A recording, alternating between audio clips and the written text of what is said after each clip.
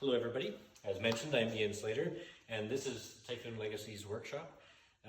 The purpose of this company is to rebuild a Hawker Typhoon, and now there's one Hawker Typhoon left out of 3,370 and it's on display in the Royal Air Force Museum in London.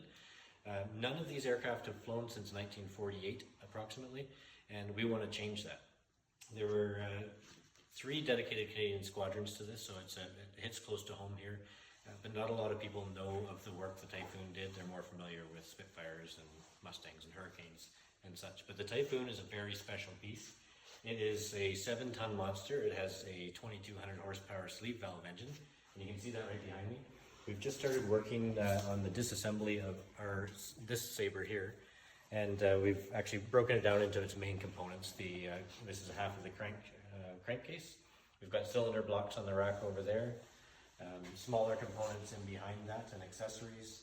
There's a bench to the right here with connecting rods.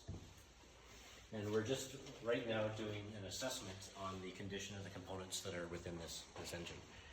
Now, that's a project on its own. There's approximately 40 of these engines in the world. There might be half a dozen that are rebuildable. Most of them look like this one over here. This is a Sabre 2A that came out of the English Channel. It's incredibly unlikely that anything will come out of this engine that will be serviceable, but it's going to have some nice parts for display anyway. Now, as I said, that's the engine is one project unto itself. The airframe is another rare beast. This is what we hope to be the first Hawker Typhoon to take flight since 1948, but it's complicated. Most of the aircraft are scrapped after the war. The ones that weren't scrapped crashed, and there's not a lot of technical information for it. So reverse engineering, laser scanning, and modern technology are massive in filling in the gaps in technical information, allowing us to build structure like what you see here. This is what Hawker calls the forward monocoque section of the Typhoon. The pilot seat would be right here, and it runs back to the transport joint. We've been quiet on this for a little while now, but it's very close to riveting. We've got a couple I's to dot and T's to cross, and then that'll be back on. For now, we're concentrated on the engine while we wait for that.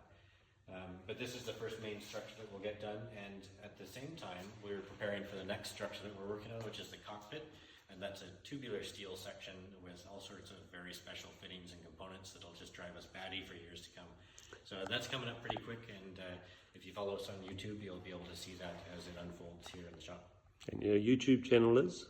YouTube channel is at Typhoon Legacy. Perfect. And you're on social media as well? We're on social media. We have a Typhoon Legacy Facebook page as well, and that's probably the best place for the non-video content to find updates.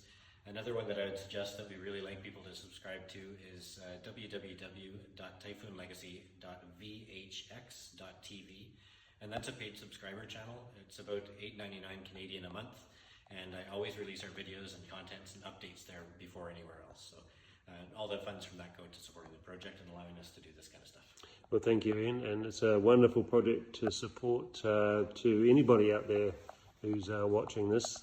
Get across to those various websites, Facebook pages, like and follow them, and feel free, please think about subscribing to get a Typhoon airworthy again, the only one in the world. Fantastic. Thank you, Ian.